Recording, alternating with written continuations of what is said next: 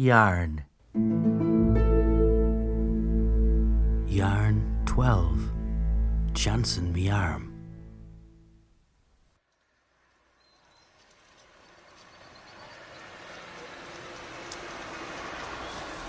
I've been off the drink now going on 3 months. Not a drop. Not since me health scare. But the sun is still mad for it, of course. The fridge is always full of cans. My Carlin Black Label and his Carlsberg. Just so there wouldn't be any confusion. Well, he's since gone through whatever was left of mine, though. He's been bringing them off with him when he goes on his course. For his lunch break. They're making him do a reading course. Can you believe that? The fecker goes through about 5 books a week, but they don't know that. The sci-fi shite. His head is constantly stuck in a book.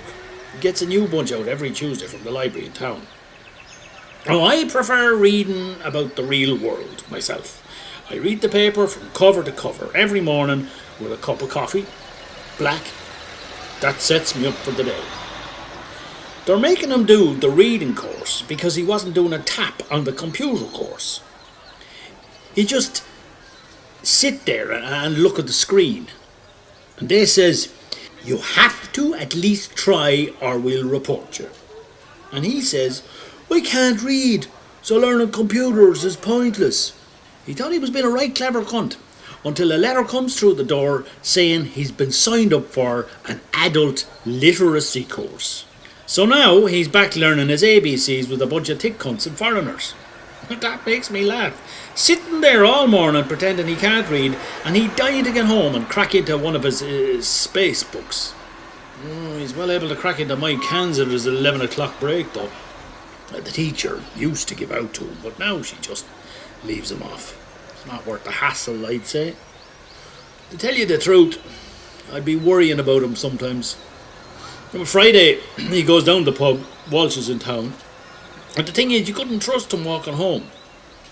He goes a bit wobbly on his feet after a few. The feckin' guards brought him home one night. He was after falling asleep in the flower bed in the middle of the roundabout. And the next day he says, well, that was handy, free taxi. Jeez, he was lucky they didn't throw him in the drunk tank for the night, or God forbid, if a car hit him, stone dead.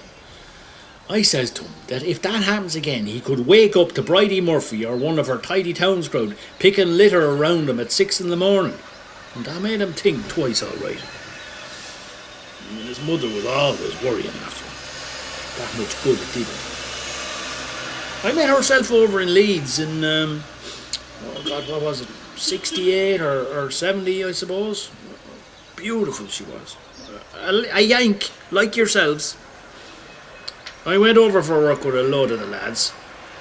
We did some savage work over there, digging drains, building walls, knocking walls, laying asphalt. It's a dirty job, that one. And you'd follow the truck so you could end up way out the road in the middle of nowhere.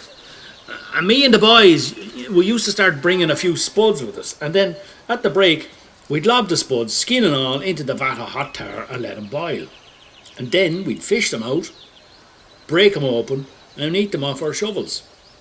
If the tar stuck right to the skin, so the inside bit was lovely, so it was. Anyway, I went through a fair few jobs over there. I'd get bored after a few weeks and I'd go on a bit of a session and then start thinking about getting a new job. And that's where I met the Yank girl. She was working in the office, getting terrible hassle from the boss. So I says to her, feck him and these shower cunts, let's get the feck out of here. And she came off with me.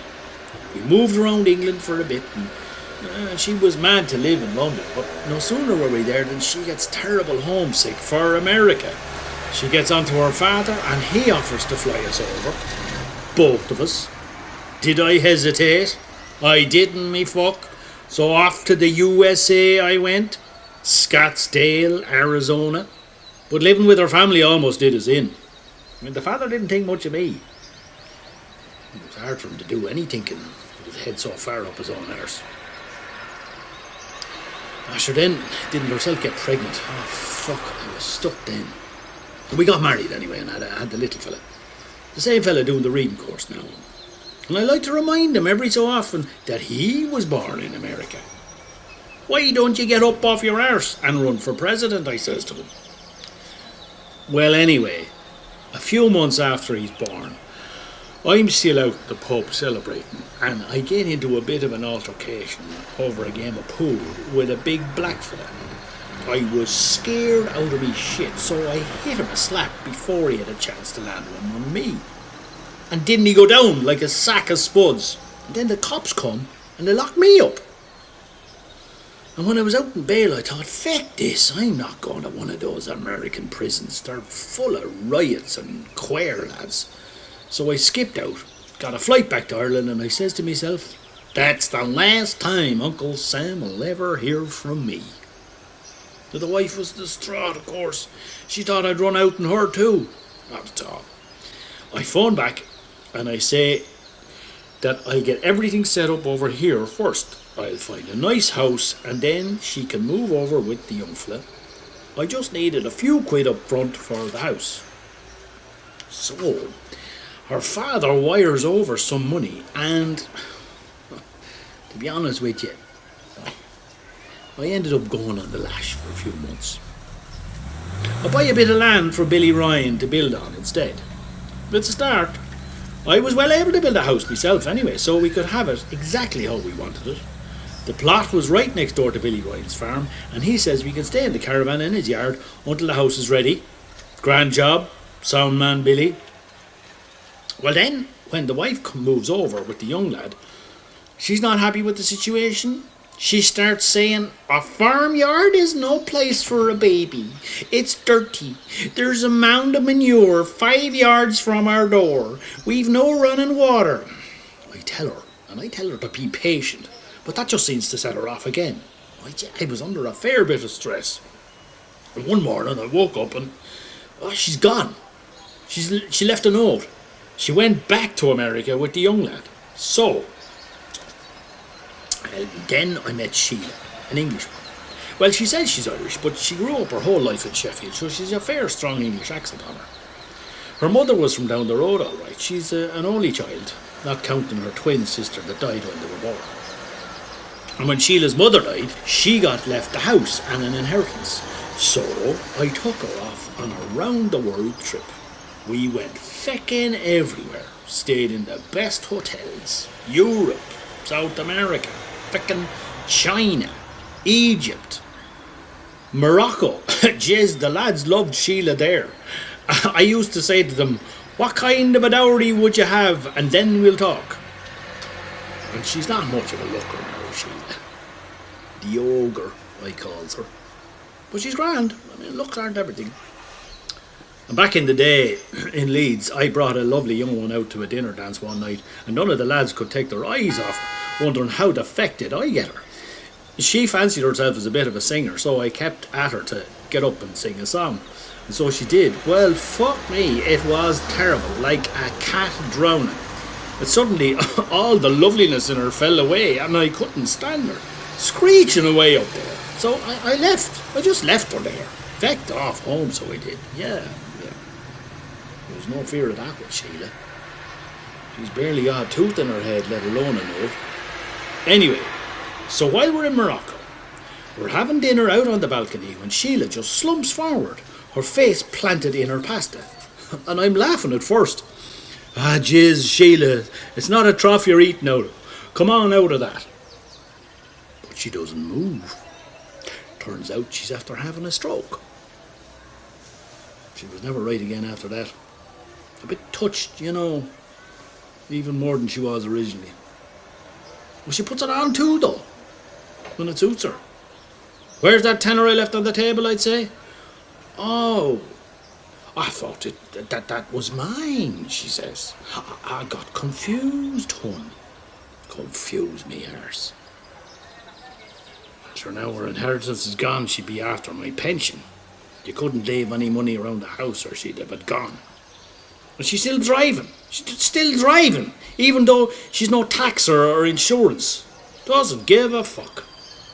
I might dob her in one day and get her locked up. I'd have a couple of nights' peace out of it. I've no need for the car myself. I don't go anywhere. You're better off letting people come to you at my age. And And I haven't been to the pub since I gave up the drink, so I'd start to miss it at Christmas though. The drink. The ex-wife comes over from the States with her husband to see the young fella, she says. And they stay here. Well, we have a great crack. The husband is a Yank like herself and yourselves. Ex-military.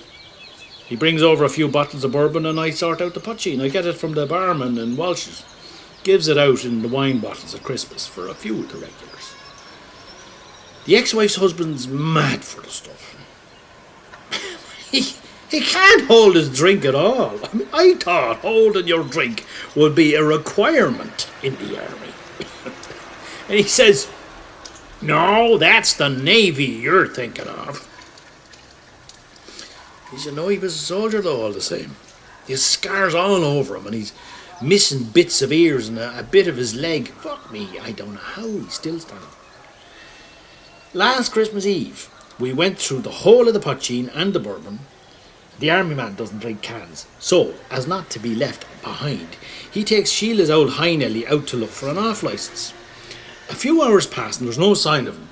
The ex-wife is ringing him and there's no answer until there is. But it's a nurse in the hospital who answers. Wasn't he after getting knocked over off the bike by a van down at the roundabout? Sheila brings us all to the hospital and I'm hoping to God that no one stops us. We make it there anyway, and the doctor says it's serious. No response to stimuli, he says, after they shine a light in his eye. Feck, he's in a coma. That's him turned into a vegetable for the rest of his days. And then the ex-wife asks, which eye did you check? Did you check both? And I'm thinking, has she got mad or what? He's got a glass eye, she says. Lost it years ago in Iraq. Well, I've never seen a doctor go as white. They were shining the light on the glass eye. He was grand. Out the next day, in time for Christmas dinner. Ye don't celebrate Christmas, do ye? Too pagan for ye. Do ye Jehovah's have any crack at all? Listen, you may move on. I don't have time to be talking here all day. I'll tell you what. Head 4 doors down there to Bridie Murphy. She could use some tormenting. Goodbye. God bless.